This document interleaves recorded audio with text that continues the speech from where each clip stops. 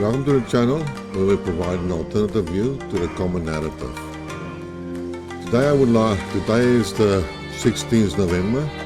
It's the 41 day of the Hamas attack Israel, and subsequently for 41 days of Israel attacking Gaza. Now, according to Al Jazeera, the numbers of Palestinians have been killed is about 11,000, nearly 12,000 people. But the Israelis apparently have made numbers available that killed about 20,000 Palestinian civilians and only about 60 Hamas fighters. And then one has to ask you a question, as Piers Morgan always likes to say. So what's a proportional response? What does Israel have to do in order to take revenge, or feel that they have taken enough revenge of the attack of Hamas? Because that is what they have done. They have killed civilians, innocent civilians, and then blamed Hamas for the response, they supposed to take the responsibility for the civilian death. Can you figure that? I don't know how you argue like that, but that's how the Israelis argue. They like to blame other people for their own mistakes or their own crimes. But that is how it is. And then anyone else to ask yourself, but what was the initial purpose of these Israelis' attacks on Gaza? When we told constantly that they have the right to defend themselves and against Hamas, and the objective is to eradicate Hamas and fight Hamas and get Hamas out of Gaza? Now, do you think that bombing and deliberately bombing civilian buildings and hospitals and schools and stuff like that and kill 20,000 civilians is a proportional and acceptable collateral damage that one accept to kill 60 Hamas fighters, which are not all killed by bombing, by the way? Well, you can be the judge of that, but in my opinion, it doesn't gel. And what has Israel done in the last 2 days? Well, they invaded Al-Shifa hospital. And they are now looking for the so-called command center, which is supposed to be underneath Al-Shifa hospital, which they haven't found in 2 days, and they will never find it because it's not there. So all the so-called reliable intelligence of the Hamas hiding behind children and the wounded, or children or women, is a fallacy. There is no Palestinian command center beneath the hospitals. But does the world moan? No, nothing. In 41 days, the world has done absolute nothing. Nothing, nada, zilch. And that is a disgrace on everybody that doesn't speak out or condemn Israel for the war crimes. Unfortunately, here in South Africa, we have the Democratic Alliance, who's supposed to be the saviors of South Africa and save South Africa from the ANC, the corrupt ANC, put up a cross of David, if I identify correctly, by lighting the Tafelberg with the cross. You can see it worldwide. Well, not worldwide, but far away. So clearly the DA is supporting Israel unconditionally. The funny thing is that by all means and by all state definitions, Israel is an apartheid country, institute. It is an apartheid government. And are we in South Africa didn't we come out of our legacy of an apartheid regime? Was South Africa not condemned and criticized for the apartheid regime principles that we applied? And now the world accepts Israel's apartheid state against the Palestinians. And even our progressive Democratic Alliance, our liberals, are even supporting that. And now I have to ask myself, but is the DA then the future of South Africa? Because with Ukraine, they went against Russia, still believing it's the old Soviet Union. Here we have Israel attacking innocent people and killing innocent people and operating as apartheid system, and the DA supports that. Does the DA support China's or the New World Order? No, they reject that. So unfortunately, in my opinion, the South African the Democratic Alliance Party is nothing better than anything else. But that's beside the point. I'm trying to get back to the Israeli. So there was a general narrative that this can result or develop into another world war. Yeah, I don't know why people always talk about world wars and they are so aggressive starting a war, because at the end of the day, a war is very destructive and a lot of people are killed. And most of people are not prepared to die, but they are prepared to send other bodies into harm's way and get killed, but not them. No. They don't want to do that. But in any case, it took me some time to think about this whole matter. And I was listening to a lot of commentators, and they predicted that this will be escalating, and that the Arab countries are all united for the first time. Sunnis and Shiites, they all combine.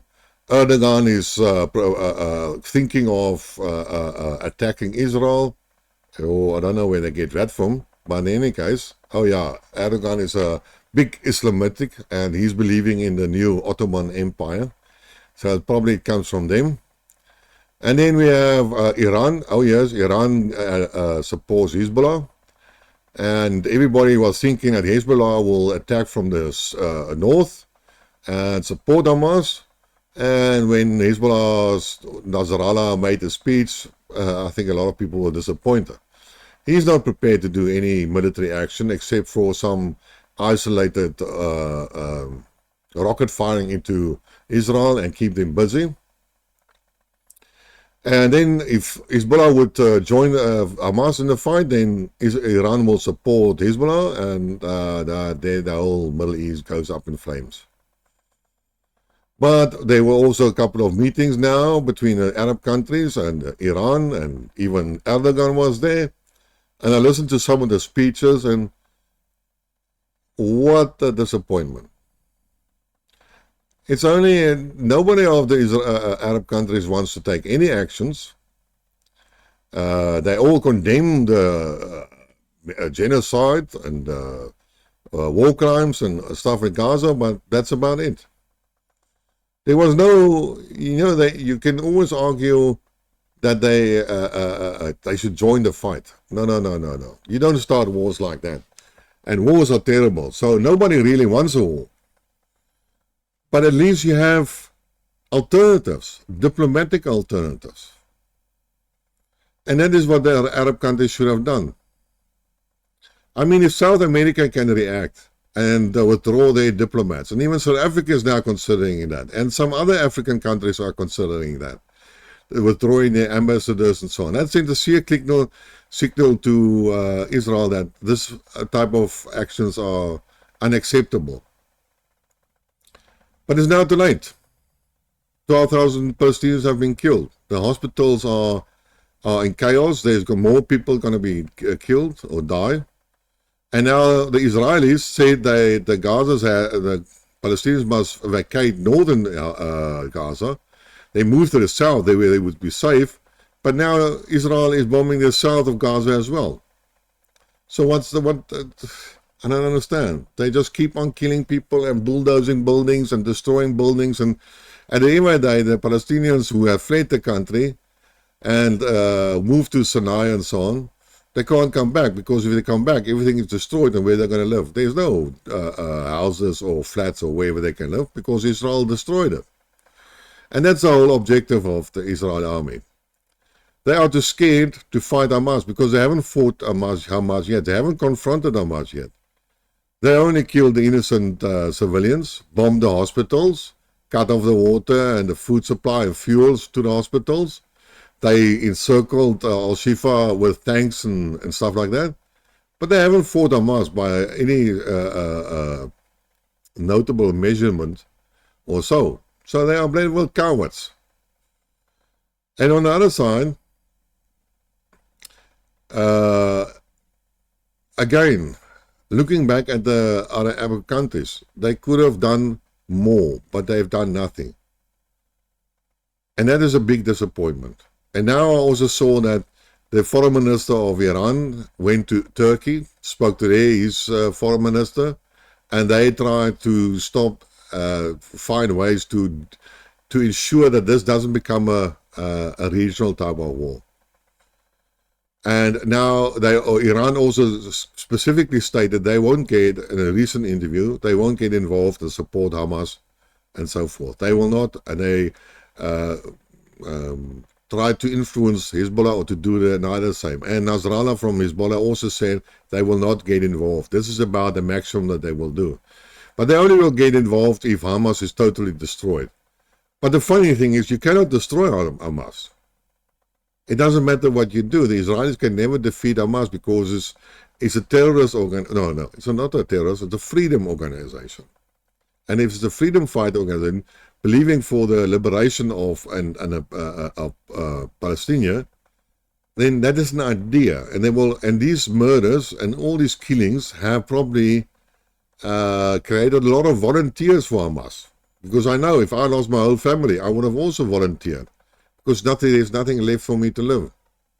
So there's a lot of martyrs having been created. And that is why I never understand why is always a military action the first option. Because at the end of the day, that is why America lost in Afghanistan, couldn't win the hearts and minds of the people, couldn't do it in Iraq, couldn't do it in Libya. Well, Libya they never entered. Syria as well, they're never going to do it anyway. Not even in Vietnam.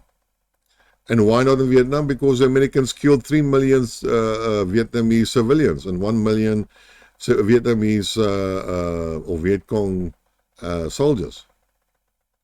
So you cannot win wars like that by just bombing and destroying everything. You just create a sort of a resistance. But it seems to me the West is too arrogant and too self-absorbed to really think about this matter. And what quite interests me is that the Arabs are not blaming Israel. They are holding America responsible for Israel's actions because America has given them a lot of weapons and ammunition and, the most important, carte blanche. The Israelis can do whatever they want to do and nobody will ever moan about that in America. So the Arab countries are holding America responsible. And what will result that is there will be not a major war between countries. There will be no war between, say, Saudi Arabia and Israel, or Iran and Israel, or Lebanon and stuff like that. Because everybody would like to try to avoid it. What they would rather see, what will rather happen is that there will be these militias and these other groups that will start attacking American bases in Syria, in Iraq, and those will increase. And just remember, there are a lot of American bases all around. So at the end of the day, America will have to pay the price for the killings and the genocide that Israel has committed to. The funny thing is that, again, it's the Western world that says nothing. But the Western world preaches to us constantly about their moral values, their higher civilization. I mean, like they said, Europe is a paradise and the rest is all a jungle. Well, I don't want to live in that paradise, if that's the thing that they are supporting and doing. Well, if you look now at the, the news things of Netanyahu, that that the interviews that he gives and speaks on the news and TV and so on, he seems very arrogant and committed on what he was doing, and he doesn't care what the world is thinking. And Israel have even increased attacks onto Lebanon and bombardment of Lebanon, and even killed, again, some civilian people that were driving in a normal car, which the Israelis thought were some Hamas, Hezbollah people. I don't know how you do that. But in any case, they shot and killed the whole family. And now the narrative goes that Israel is trying to provoke Hezbollah into a big fight. And that I hope that America will join them. But again, it sounds like, this is double talk.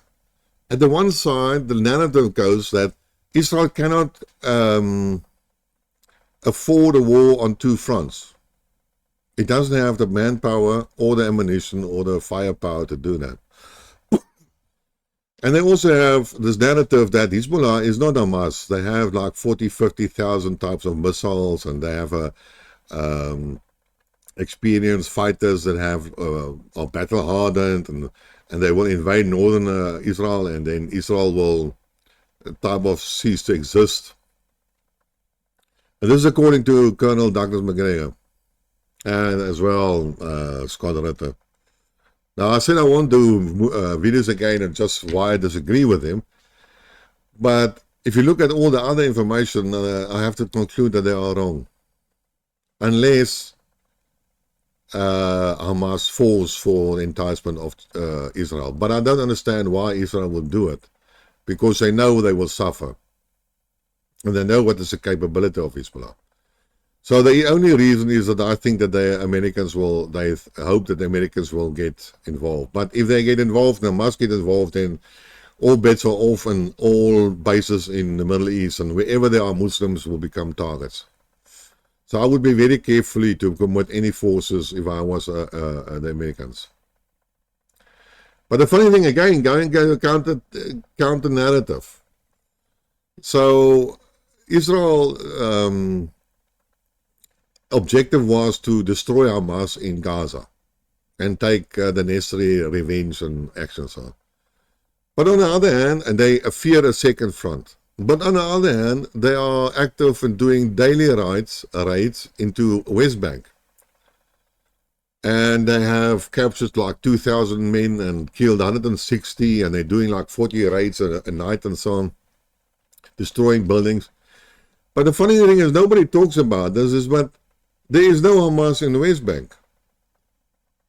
So why do they go in there? Why are they harassing the people of the West Bank?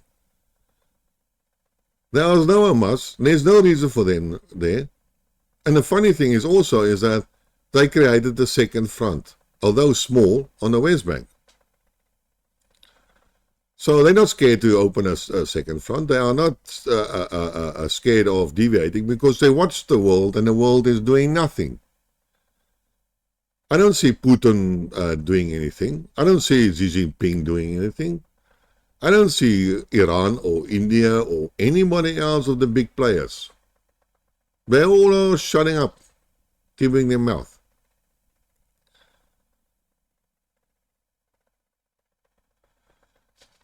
And then I thought about this whole matter. See, they are technically or physically, say, 12,000 people killed. But 12,000 people is a big amount, and it's children and so on, and it's sad. But one forgets that America bombarded and destroyed Mosul in Iraq, and there 12,000 people were killed, innocent people. And the same they did with Raqqa and leveled that city, and nobody in the world ever mentioned that or discussed it as war crimes. But it was war crimes, but, you know, the world quickly forgets and stuff like that. Now, in any case, if they start a war, then more than 12,000 people are going to die.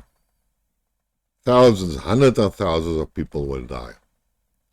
And it will be destructive for everybody, for those countries and for the world economy, and even for people and the countries that are not involved or will not be involved in this fighting.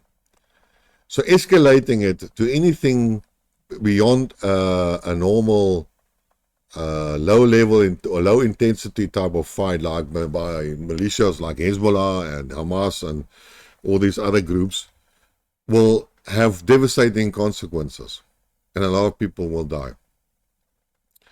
So the point here is that they will allow Israel to do what they are doing now. There is a significant decrease in death of civilians over the last 2 weeks. I mean, 2 weeks ago it was like 10,000, and the next 2 weeks there were 2,000 killed, which is not a hell of a lot. And the reason is why is most of the people have already evacuated Northern Gaza. So the killing is slowly getting less, and the big thing comes after this. I see there are some organizations that are approaching the ICC, the International Criminal Court. There will be other things by the Human Rights Watch and so on. But I believe the biggest impact will be by political clout. America has lost all credibility. If they shout again and trying to find support in the world for Ukraine, that's not going to happen. Because they accuse the Russians of doing the same things that the Israelis are doing, and much worse. And on one side they condemn it, but on the other side they support it. And this double speak and hypocrisy is visible for all people to see. So the world will never be the same after this. And Israel, but especially America, will pay a hefty price politically wise. And you can say this is really the downhill slide of Western hegemony. Hegemony. So one should rather look on what will happen afterwards, after the dust has settled down. Yes, Netanyahu wants to occupy Gaza. Luckily, Americans say no. I think there will be huge change. Lots of people are talking, and Americans as well, about the two-state system. Other people again say the two-state system is long gone and destroyed. It's not a possibility. But everything is always open for negotiations. And the biggest sacrifices and concessions that will be given by the Israelis. Because to say it straightforward and honestly, they fucked up. They fucked up big time. So hopefully we'll come to a speedy end. The end is not in sight yet, but the killings have decreased. Thank you. Well, we got thank you. We're very happy about that. And the destruction, I believe, will go on. But there is the option that there is the objective that Israel still has to fight Hamas, which he has tried to prevent until this time. And they are trying to provoke Hezbollah. And they are very arrogant about that without understanding the consequences of that fully. So hopefully they will scale it down a little bit. And let us hope for the best for the next couple of weeks. Unfortunately, I don't see the gloom. I actually totally reject the actions of Israel. And I pity the people that actually support Israel at this stage. Not because I support the Palestinians. Not because I'm anti-Semitist. But if you cannot see what is happening and what the Israelis are doing, then you're either a moron or you're blind. In any case, that's my story for today. Until next time then. Cheers.